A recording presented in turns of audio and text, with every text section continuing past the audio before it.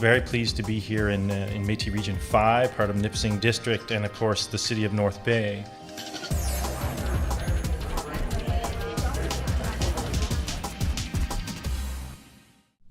Good afternoon, everybody. How are you doing? Good. Was the lunch tasty? Yeah. So my name is Mikko Annala. Pleasure to be here. Thank you for Charles and NPI for the invitation. My travel here was a bit of an adventure. I missed one flight and another was cancelled. I slept 2 nights in a hotel. And when I arrived yesterday, I just started smiling when I walked out from the airport because I realized that after all these 3 days of travel, this place looks like my hometown. People, trees, buildings, everything look the same. So I'm really happy to be here. You have made me feel really welcome yesterday evening. Just one tip for you: if you want to go for an exotic holiday, don't go to northern Finland. You will be disappointed. It's exactly the same. No, just kidding. So I was left really inspired by the morning's talks.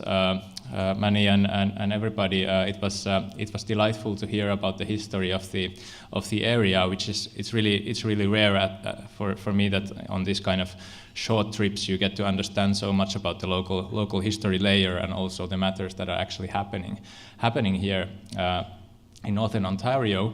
What I plan to do here during the next 1 hour is to take you from the local and the historical level to somewhere else, to another side of the world, to Finland, where the government has been starting something pretty interesting in regards to renewing how its policymaking functions work.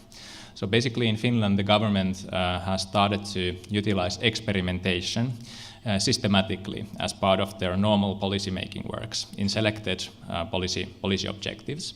Our team has been working with the Prime Minister's office really closely over the last 3 or 4 years, and now we're also working with other Prime Minister's offices in different governments. So I'm going to tell you how I see experimentation, what it actually is, what are the benefits that I've noticed over the years, what could actually benefit governments, but also other organizations in case there are private companies here as well.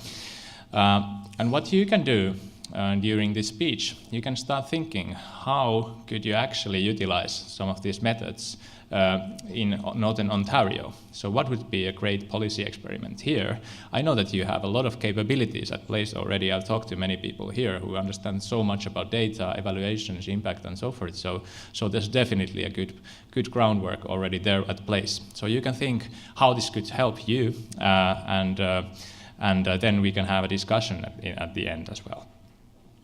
All right, so let's move forwards. Before I dive into the very topic, just a couple words about the organization where I come from. It's important for you to also understand that I'm not working for the government in Finland. I'm not working inside the government. I work for an independent think tank called Demos Helsinki. We are about 15 years old. We hire about 45 people. We are project-based, so independent in this sense means that we are not politically affiliated. We don't have like one big funder behind us, so we don't have an agenda in that sense. But of course we do have an agenda. The agenda is defined by the workers inside Demos Helsinki, and basically in a nutshell we want to make a world more democratic, more open, and more something that can actually operate within the boundaries of one planet. We have different kind of themes inside Demos Helsinki. We are working on many different kind of topics, but these are our partners and clients in regards to government innovation over the last 3 or 4 years. So the biggest, the governments that we have worked most with is of course the Finnish government, but now also over the last year we've been working very closely with the highest leadership of the Prime Minister's Office of the United Arab Emirates. So this is just to point out that something that we have created in a very different cultural and governance context, which was Finland, has been pretty applicable to a very different context in the Emirates. Of course, we have to tailor a lot, we have to change things a lot, but still, my point is to say that this experimentation is kind of there are rules that apply everywhere, and you can also think how to use them here in Ontario, Northern Ontario. We also have a partnership with the OECD Innovation Unit, and we have worked in Latvia, Egypt, India, Estonia, a couple other governments as well. I know fairly well a couple of very different governance contexts. All right, let's go to the topic. So, what is experimentation? Guys, I've done so many experiments that I've failed so many times that the best way for me to explain this is through do's and don'ts. Maybe it will also help you guys. So, 6 do's and don'ts in regards to experimentation. So, first of all, first don't. You start to call your policy or idea an experiment after it has failed. This is actually, it sounds funny, but this is how it often goes. Like, yeah, don't worry about that. That was an experiment. Yeah. But that's not real experimentation. Real experimentation is something where you constantly you are willing to learn constantly about your idea, how it works and how it doesn't work. So you are intentionally experimenting. Second, don't. So I've seen a lot of experiments that are so innovative that are kind of detached from everything else. It's great to see innovative experiments, but it also makes me sad sometimes because they are not connected. So even when they succeed and something interesting comes out of it, it doesn't really benefit the people, the society. It's still in a box somewhere in a very far away from the core activities of the government. So the good way to do an experiment is usually to connect it into something broader objective. So for example, the underlying theme here has been growth. So for example, what kind of policy could be progressing the growth here in Northern Ontario? That would be one kind of link. Okay, so one flaw in experimentation is usually also that we kind of want to say in the beginning what's going to follow in the project. This is deep inside us because we've been learning this in project work. So we have to usually, when we apply for money or when we are telling our bosses or our voters what we're going to do, we need to be convincing. We need to say, when we do this, this and this and this thing follows. But in experimentation, the idea is almost the opposite. The idea is that, yes, we do have an objective, which could be, for example, let's say, 5% economic growth in this area, but we are not actually describing that much how we're going to get there. We do have some hypotheses, we do have some educated guesses, but experimentation is about testing, trying it out, failing, and then finding eventually what works and what doesn't. Okay, another flaw, my experiment lasts forever. That's not, if we do things differently, we sometimes call them experiments. But in this kind of context, we mean that good experiment has a clear beginning and an end. Let's say that this kind of policy, it lasts for 2 years and we see how it works. If it doesn't work, we are not going to implement it in large scale. Another thing, so one quite usual flaw is that we start experimenting with too many people, with too much resources. The whole idea of experimentation, it can lower risks. It can be very beneficial because you can test in limited scope with, for example, limited sample of people within a limited time frame. So that will help you forwards. Lastly,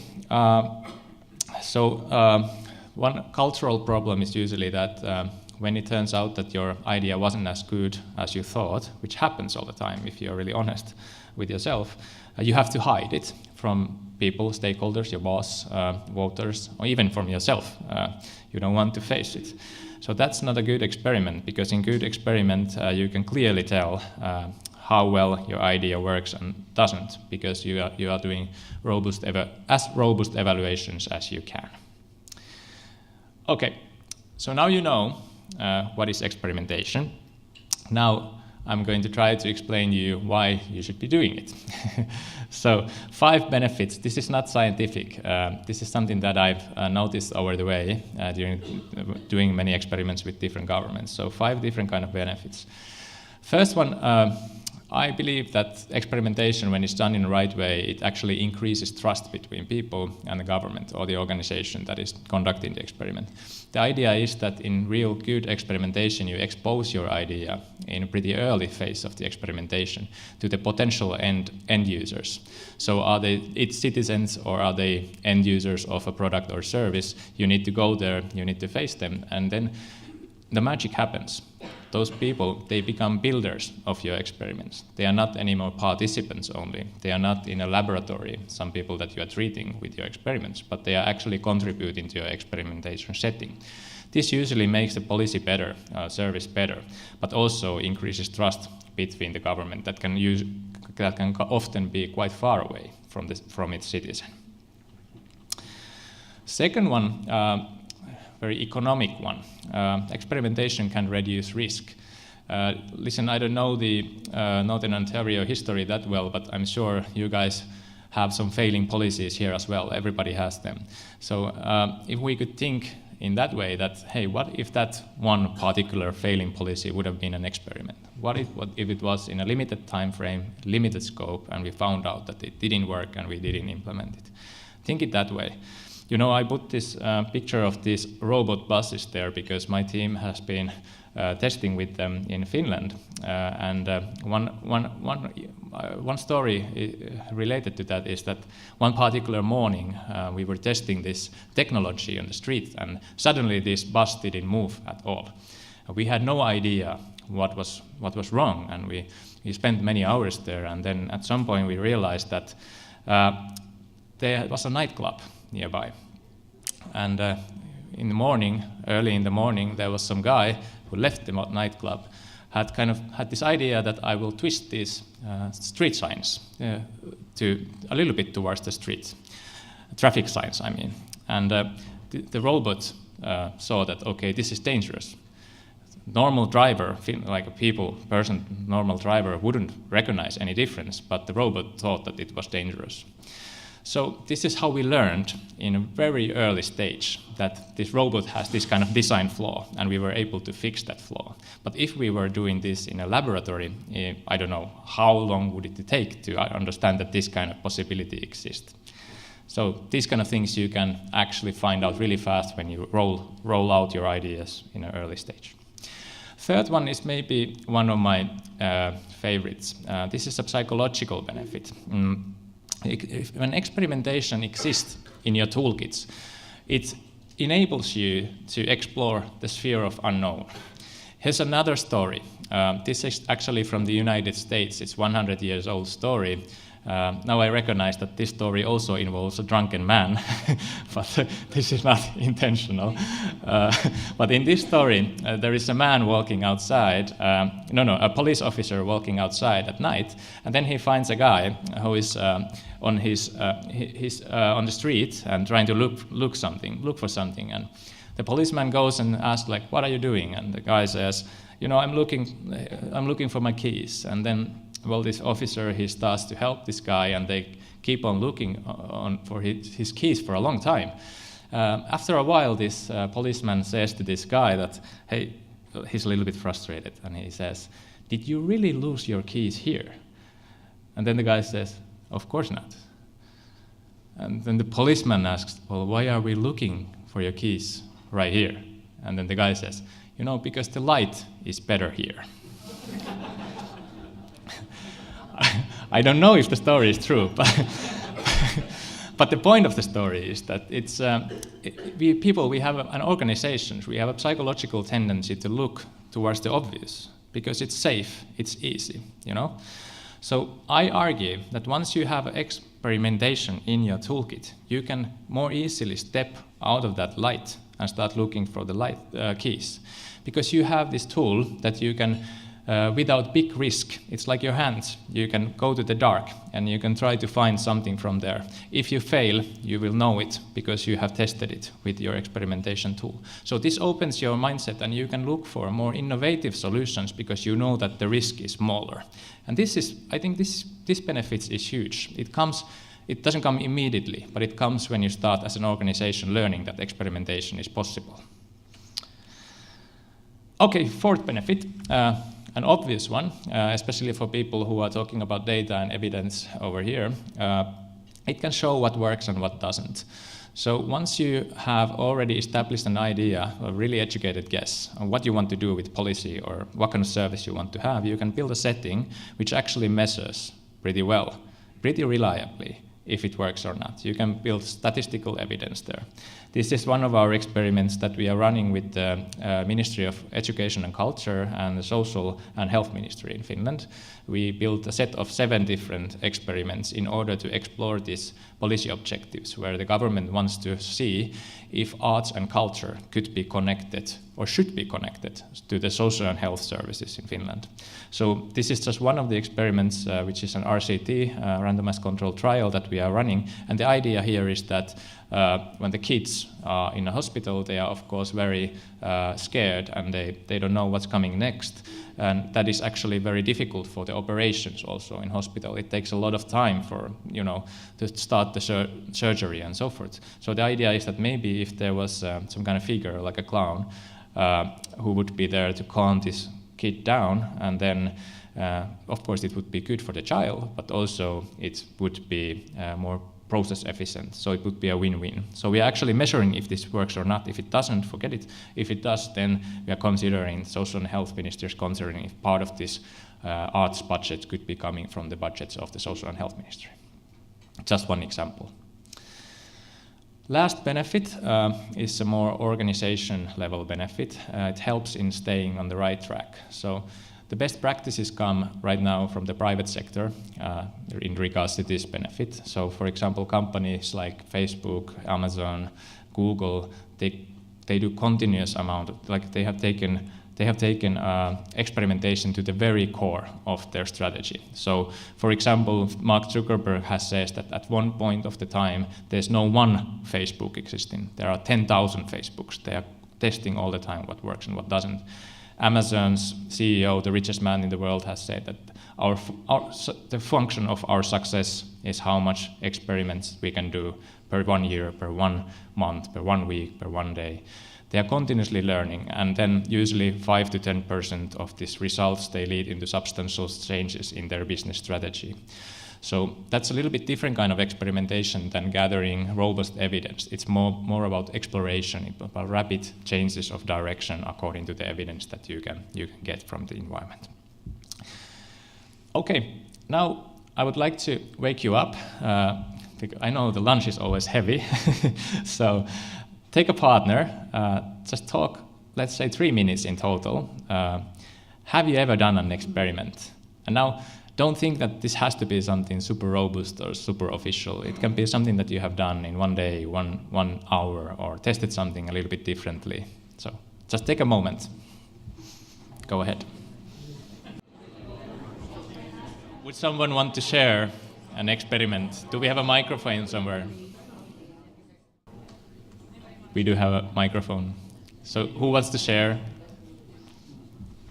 There's one. I guess it was less of a deliberate experiment, but it works the same way. I think it applies to the situation where one of the last bands I was in, one of our albums, we recorded everything in our jam space, in our studio.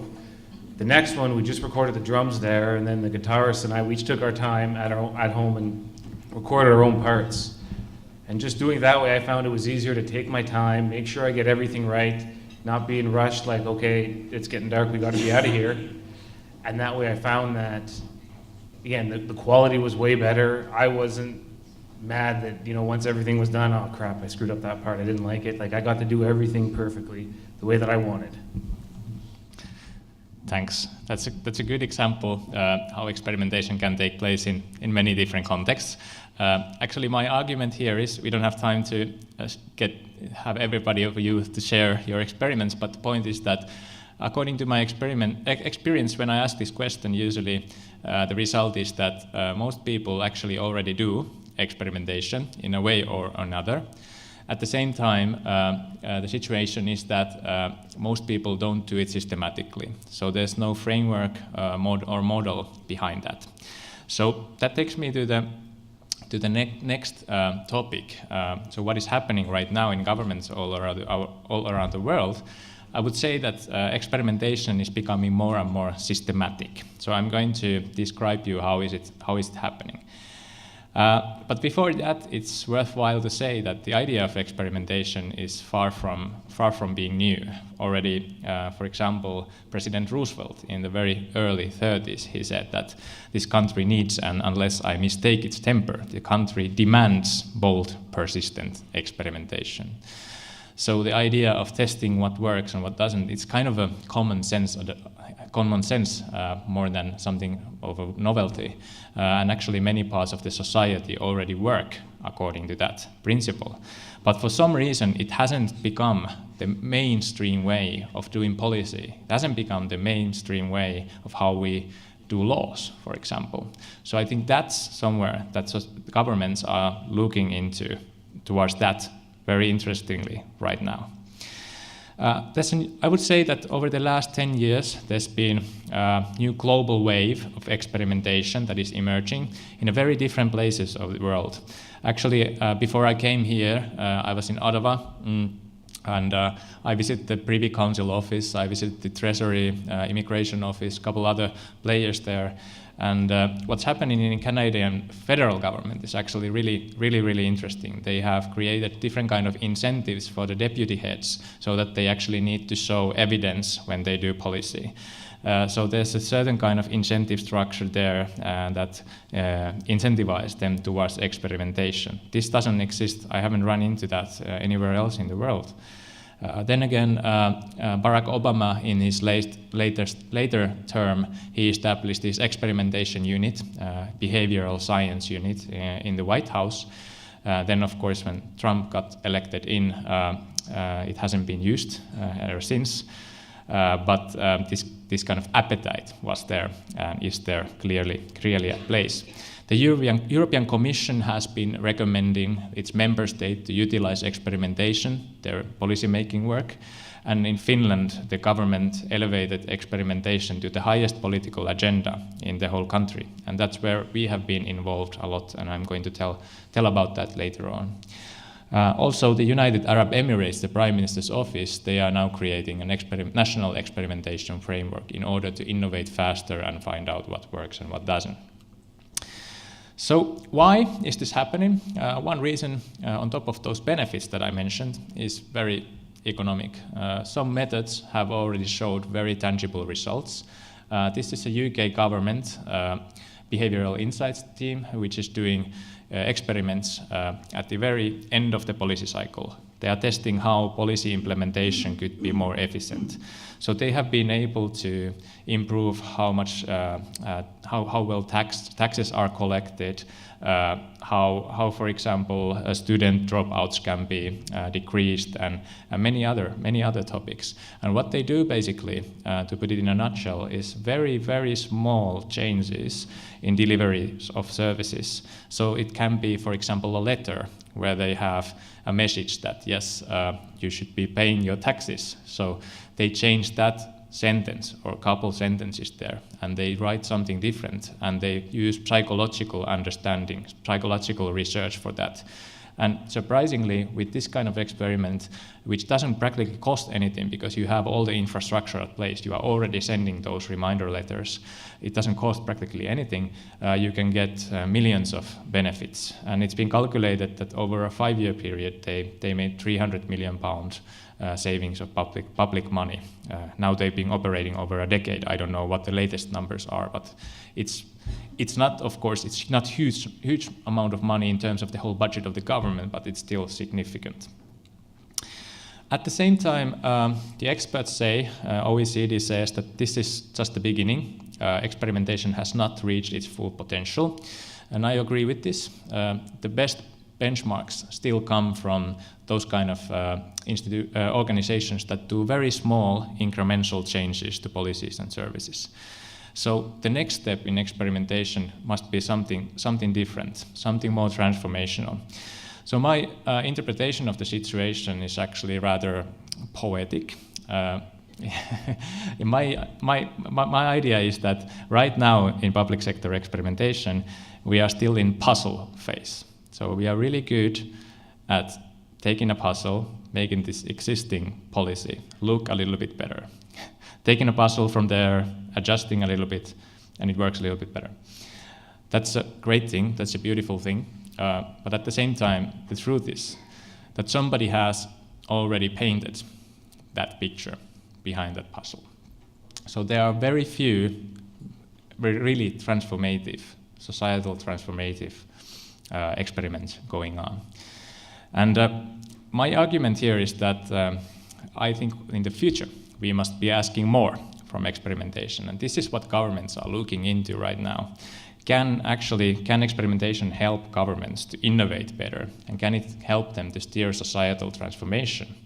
Because these are the big challenges that we have. What also I had yesterday evening with many people over at the dinner, and also today, we are facing challenges that are big. They are grand challenges, rising inequality, or here, for example, we talk about urbanization. Can we come up with something that can actually not reverse urbanization maybe, but can we attract people to come back to smaller towns? For that, you need transformations. It's not the old means that are going to do that. There's going to be something else. But with experimentation, you can try to look into those radically innovative directions in a limited scope. So the secret is there is no model, experimentation model, that can do that yet. But there are interesting prototype models, I would say. And the Finnish framework that we've been building with the government of Finland is one of these prototype models. So I'm going to now describe you how the Finnish model works and what's the kind of appetite that the Finnish government has, and how is it actually going in Finland. So 4 years ago in Finland, there was a project called OHRA. It's an abbreviation of a steering structure. And there were two of the most highest civil servants working in there. There's Matti Hetemäki and Olli-Pekka Heinonen in the picture, and the middle there is the prime minister. And they wrote a report about the steering, the big machine of the government. And they recognized a few big flaws, a few things that they said that now the steering mechanism, how government is run, is not answering to the contemporary challenges of today. It's too slow, there's not enough monitoring, we can't innovate, the policy design is too far from the policy implementation, so those who plan the policy don't know what's actually happening, how it's being implemented, and so forth. They didn't talk about experimentation at this point, but they said that there's a clear need for renewing things, and this was the groundwork for implementing experimentation in the government later on. A year later, or actually in the same year, the Prime Minister's office let out a tender back then, and they asked, could Finnish government start utilizing experimentation at the highest policy-making level of the country? And if so, what kind of model should we be building? Well, back then, Demos Helsinki, our organization, we won the tender, and we started collaboration with the Prime Minister's office. And we co-created this model. So basically what we did, we didn't come up with a technical model, that yes, we are the experts and this is what we need to do. But we had a hardwire model, and we started co-creating it with the civil servants in order to make it understandable, in order to make it something attractive that could be beneficial for them.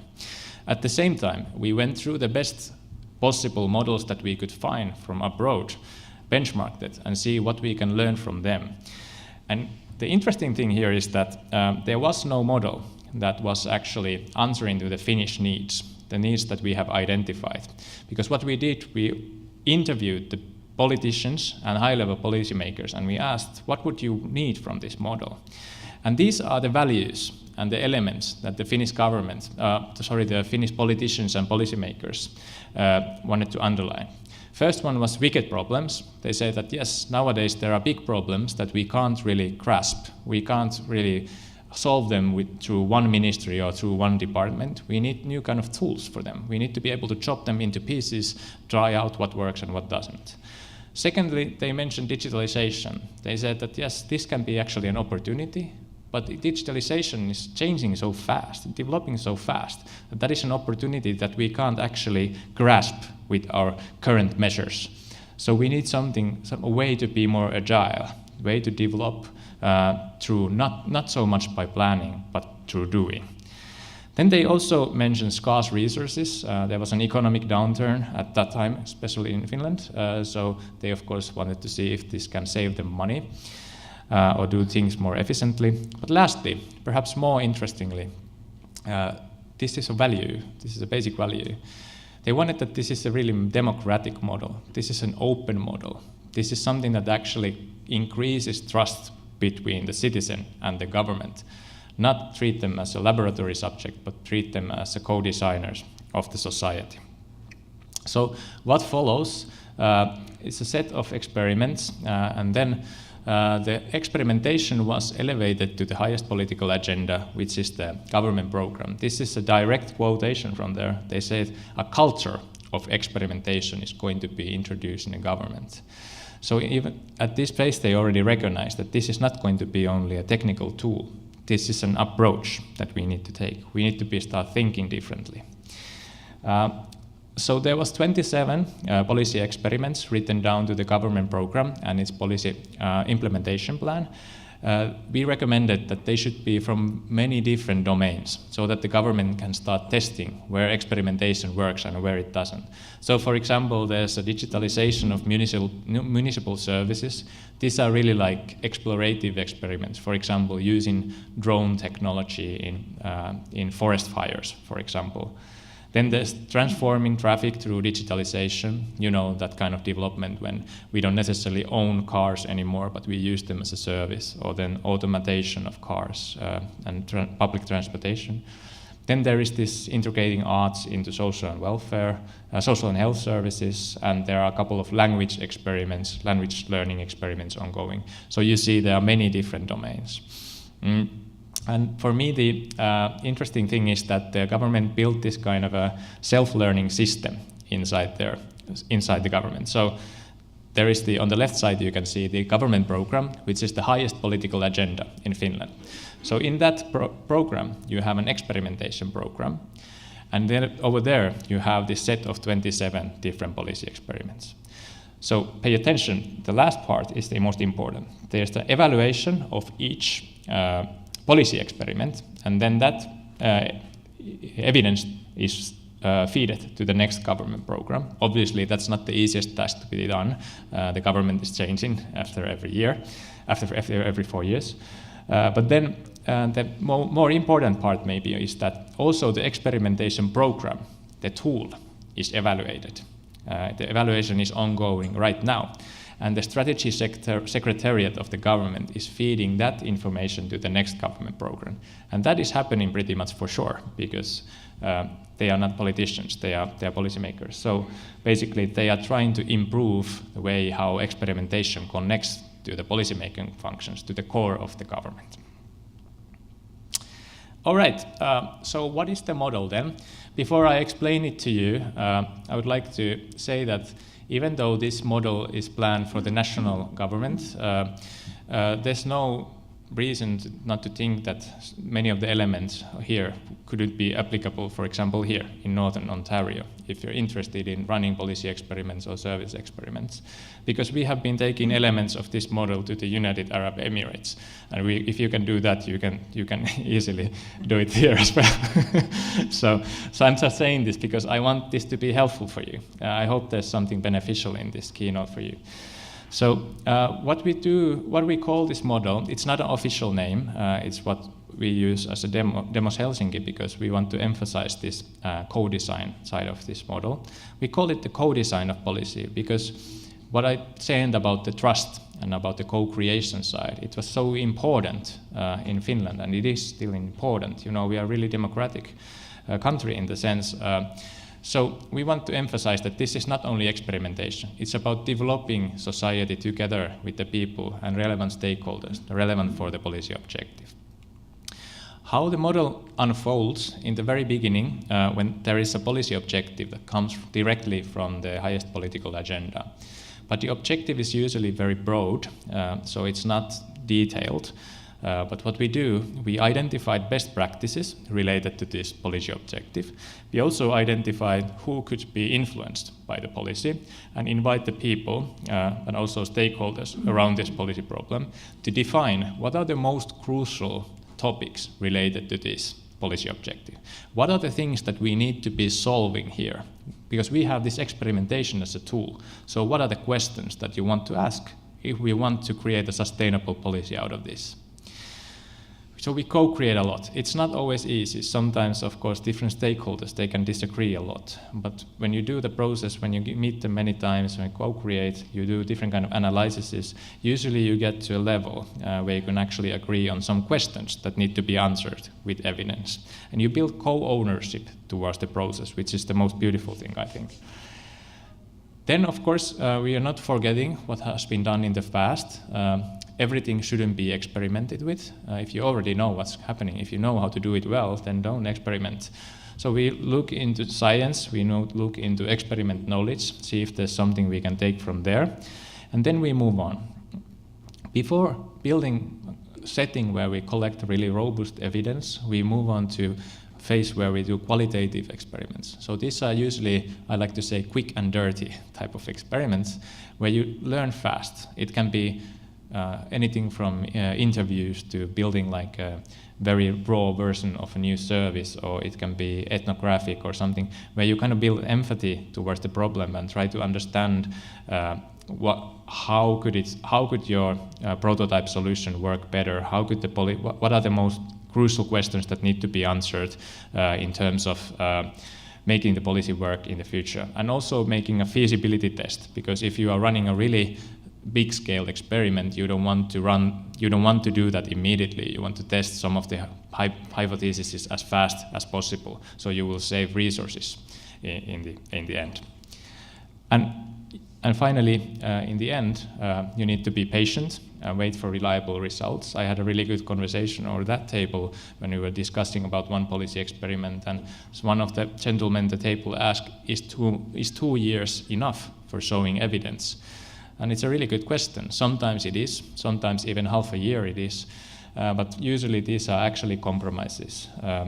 Because politics, you know how it works. Evidence is not the only thing that steers politics. So if you want to get some evidence into that system, my own recommendation is you need to do some compromises. But anyways, this phase is for getting as reliable results, as robust evidence as you can get from the context.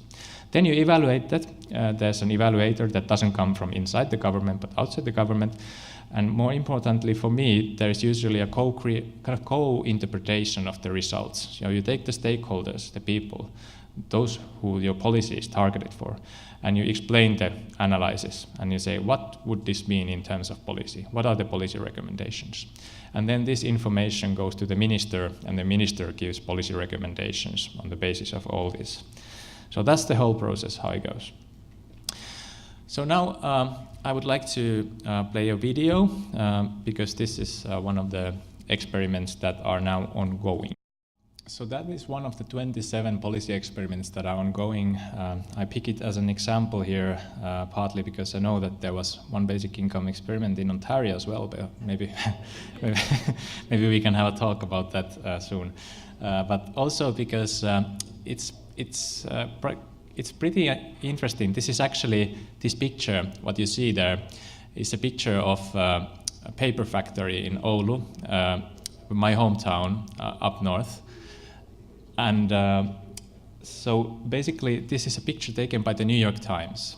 And this experiment has got a huge amount of interest from the media outside the borders of Finland. And also, furthermore, it has accelerated the conversation around the social welfare system of tomorrow.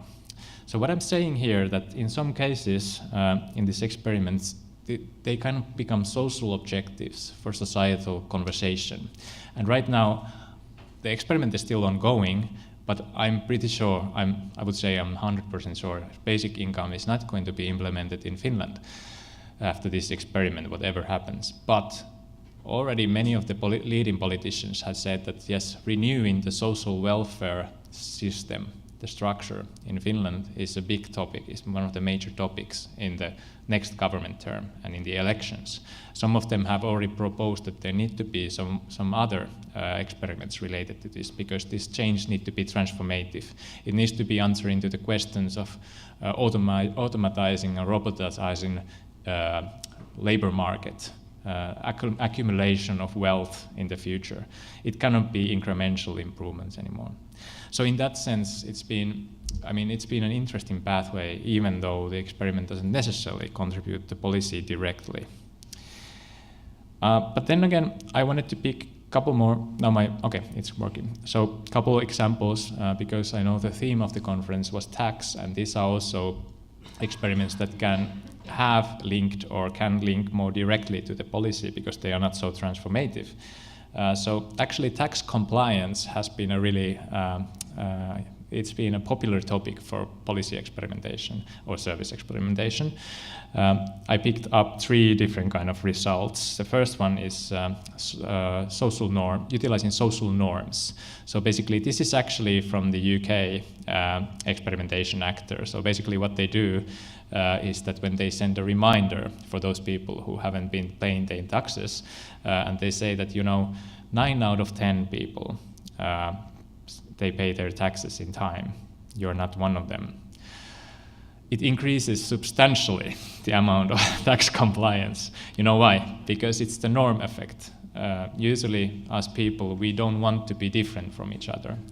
But if you would write there that it's wrong, it would be appealing, it would be targeting some kind of emotions like shame maybe, and that wouldn't be working that well. They've been testing different variations. So in this context, this turns out to be really a lucrative thing for government because it saves £30 million from the tax collection.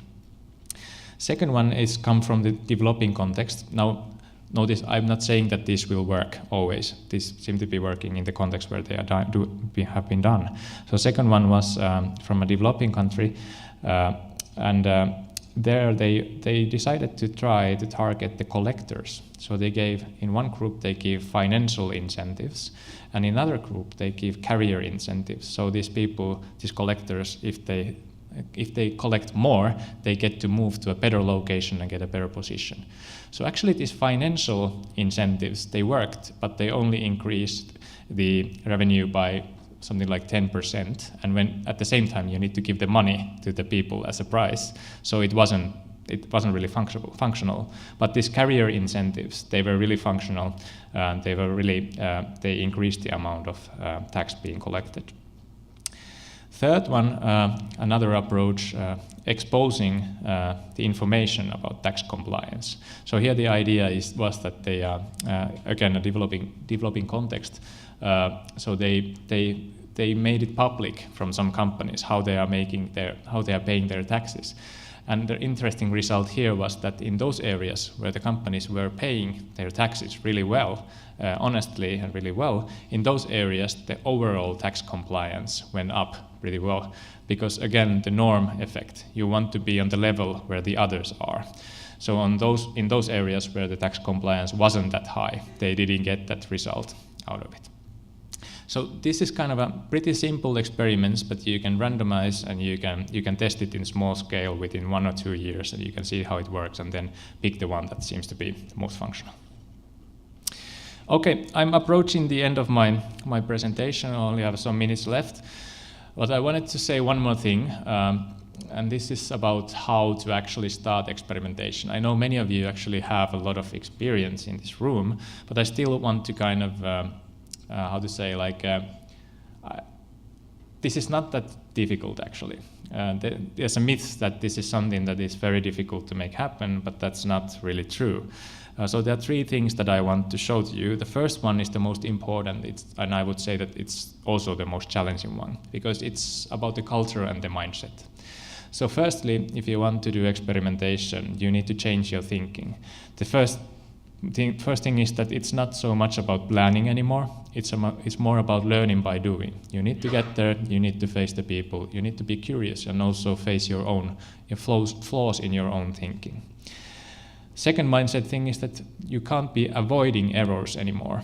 You need to be making use of these errors. So you need to accept that yes, we are people, we are making errors, but we can learn from them and we can turn them into our advantage. Third one, we are not aiming for certainty anymore. It's more like a dialogue with uncertainty. You remember that picture with that light and the guy with the keys. It's more about going outside and then kind of thinking that yes, sometimes the more unobvious solutions, they might be better than the obvious ones. Start having dialogue with them. Sector-specific working usually doesn't work that well with experimentation. You usually need to be working with different actors all the time, so it's more about working in ecosystems. And it's less about evaluating after the policy has been rolled out or service has been rolled out. It's about continuous learning throughout the way.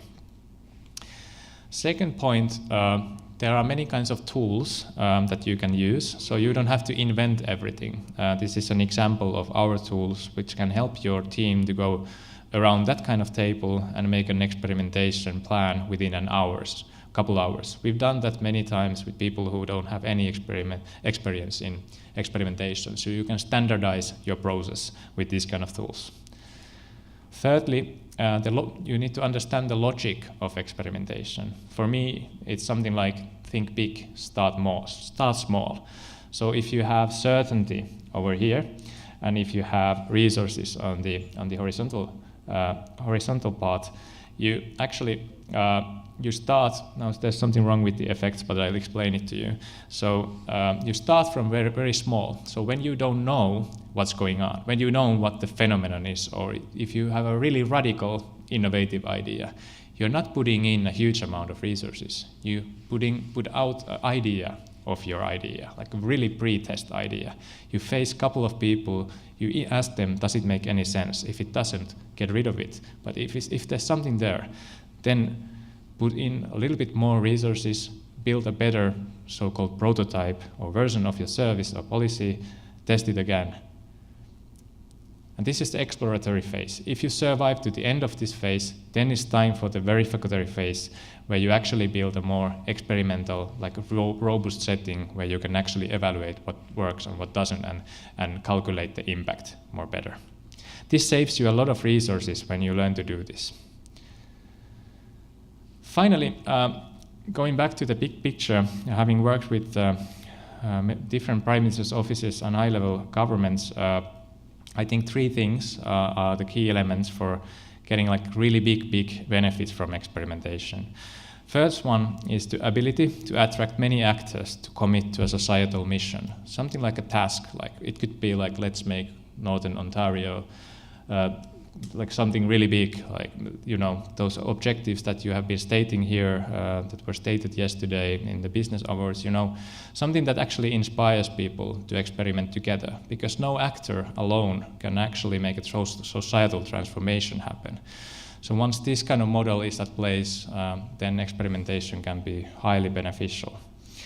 Secondly, if there was a commitment to ensure that results of experimentation will lead into change in society, this would be something that would actually attract the key players to come and experiment with you guys. You get the companies, you get everybody, because once they know that, yes, if we get this experiment done successfully, we can actually change the policy, or we can change how this thing works, we can make room for our business or whatsoever, then this would be a highly attractive place to work for different actors. Thirdly, maybe the most important, everybody usually talks about forerunners, how you need the most innovative people to do new things and to make a difference. I like to say that it's important to sometimes to forget the forerunners, because there's always one or two guys who are brilliant, who do things in a new way, do great things. But what does that change? I think it's more important to try to change the middle, move the middle, learn how all of us can do things a little bit differently, to decentralize experimentation. That means basically you people trying to do experimentation in your work and try to do things, try to learn, be curious, and use evidence in your work. That's all I have. one thing I want to mention, we have a lot of these kind of canvases, these tools. If you like to try experimentation without having to put much resources into that, come to me, give me your card. I will send this free of charge, and you can get to try what experimentation is in practice. Okay, thank you so much for your attention.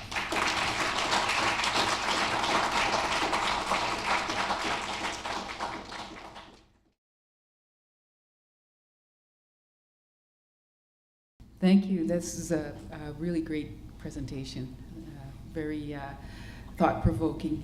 I was wondering if you could share a little bit more about that basic income experiment. Really interested to know. I know you said it doesn't look like it's going to go forward, but just, this has been a big discussion here in this province, and just interested to learn what your findings were, just in general. Oh, yeah. So I don't know if I remember to say it, but the trial is still ongoing, so we don't have results yet. But the overall design is that there's 2-year pilot. There are 2,000 unemployed people enrolled to the pilot. They are randomized. They are from all over the country. So to my understanding, it's the first nationwide basic income experiment in the world. What we are looking at is if it can reduce the bureaucracy inside the social and welfare system, and if it can also push these people towards employment and creating companies or other productive action for the society. So we don't have any results, but the only thing I can say that the atmosphere towards this exploration of this policy has been very positive. But how much people actually want that basic income will be implemented, that's pretty much 50-50. It's not like we are like a basic income country, but everybody, or most people, are really positive about the experiment itself.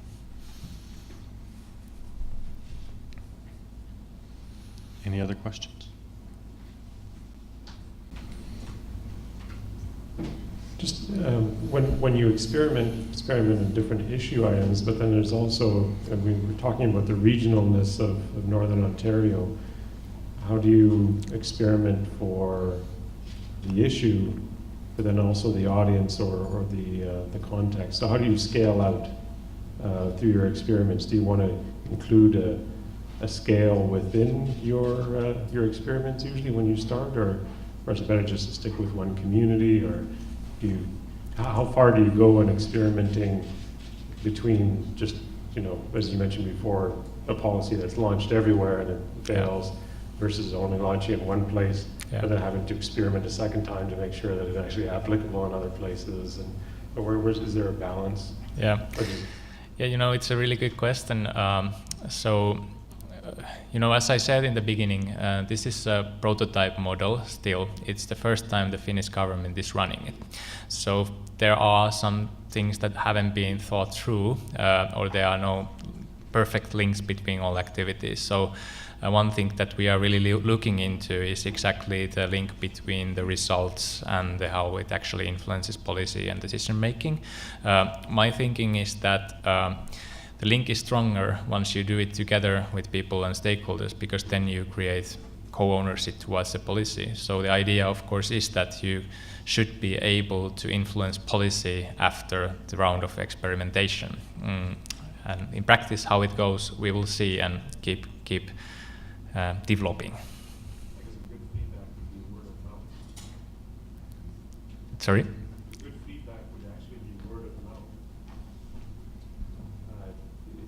A positive feedback on an experiment would actually be the word of mouth transfer from that community or group of people that was involved in the experiment.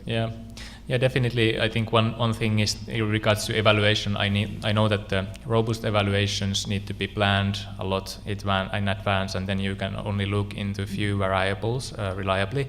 But I like to think that it's also important to keep your eyes and ears open, because usually surprises happen, and then you might not have statistical evidence of what is happening, but you can still learn what people are talking, how they are experiencing it, and so forth. So yeah, exactly. Question back here. Hi, Mikko. Hi. It's your orphan friend, Fred. We were stranded at the airport together. Nice to see you still here. Good to see you. I just have, I guess, an observation and a suggestion looking at the basic income video. And the observation is that this young gentleman has 6 children. And my suggestion to Northern Ontario is find out what he's eating and feed it to everyone in Northern Ontario. I will tell that to the Finnish government as well.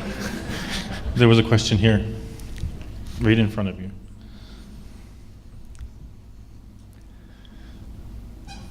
Thanks, Mikko. Appreciate your presentation. I'm just wondering if, in your work, when you were part of a team, if there was an idea or something that was innovative that you didn't necessarily support, but working through some of the different conversations and moving towards that experimentation time frame, can you share a little bit where you, in the end, or something changed dramatically where you didn't necessarily anticipate that result, and there was a shift in thinking or a shift in movement, which actually did create a policy?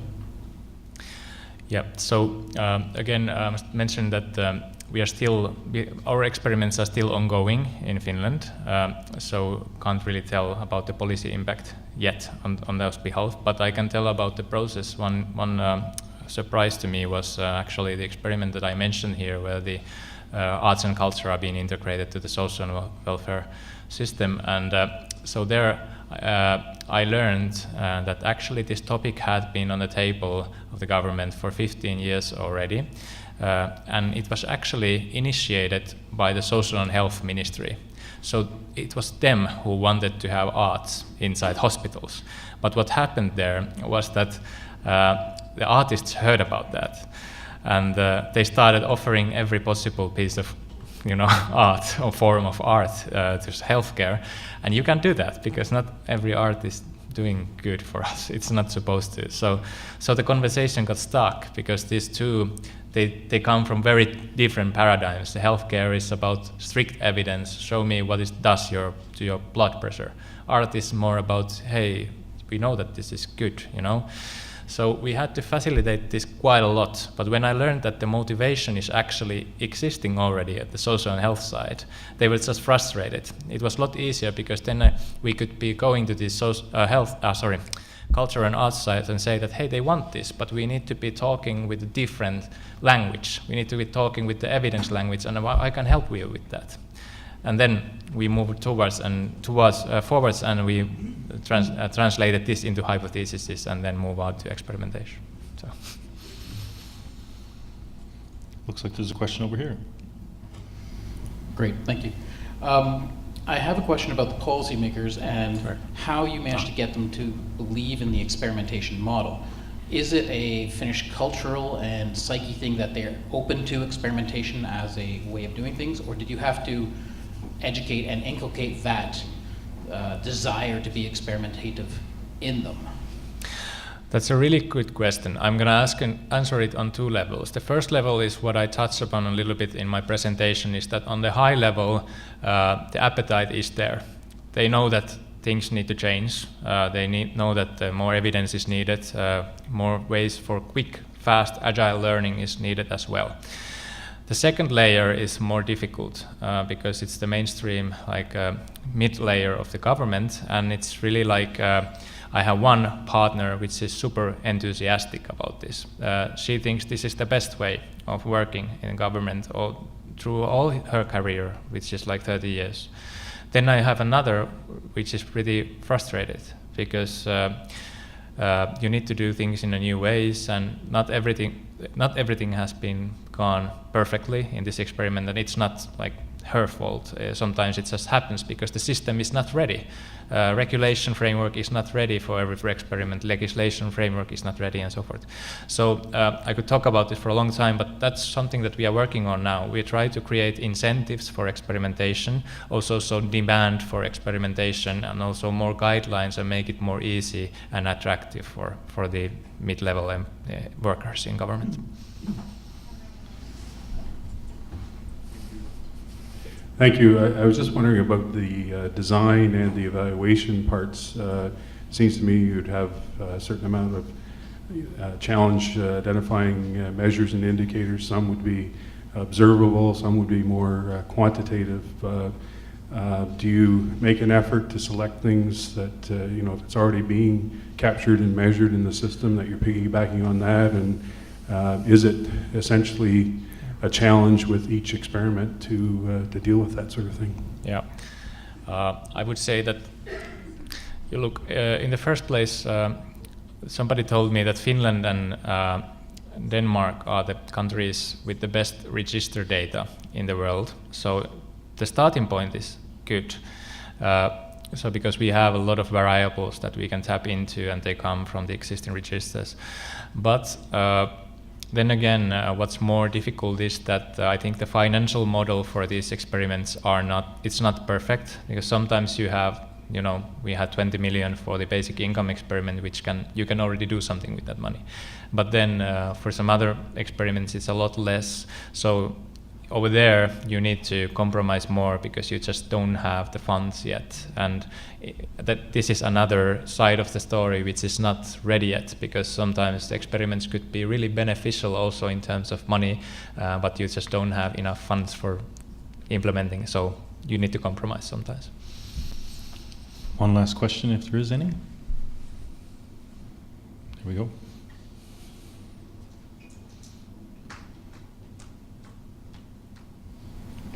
Is it important to get the policymakers themselves implementing? Because I imagine this almost sounds like it's a way of entering entrepreneurship or intrapreneurship into public service. Do you want to actually, because you guys are not part of government, you're implementing these projects, is there a value to actually get the policymakers themselves, there's co-design of these projects, but is the benefit is to actually just drive innovation and kind of an entrepreneurial approach to doing things? Is that kind of the outcome that everybody's looking for with this? Or? Are you asking my motivation or who's? Or within the government, I guess. Why the government is so supportive of this, I guess. Well, again, I think it's because these policymakers who really wanted to make this happen on a very high level, they have been working there for decades, and I know one of them really personally really well, and he described really well that this more linear way of doing things used to really work, but now world seems to be changing more faster. It's more complex than before, so new kinds of ways of doing policy and also planning services or creating services are needed. So on that level, the appetite is there. There's no question about that. But for those people who go to work from 9 to 5 and want to do things, maybe like people like us, we usually want to get easily out of this. So it takes an effort to show the motivation and show that this can actually be useful. But as I mentioned, some of them really feel that work is not motivating anymore because the design of the policy is so far from where it is actually happening. So some of them are saying that this is actually the best thing that happened in my career because I get to meet the people who I'm actually influencing with my policy. So I think there's some positive attitudes, really positive ones, and then there are something that it's going to take a while that it's going to change, but still, there's some hope. All right, on the hope side and theme of the exercise, I'll encourage you to keep that hope in your hearts as you have your final opportunity to speak to one another about the potential for experimentation of policy in Northern Ontario.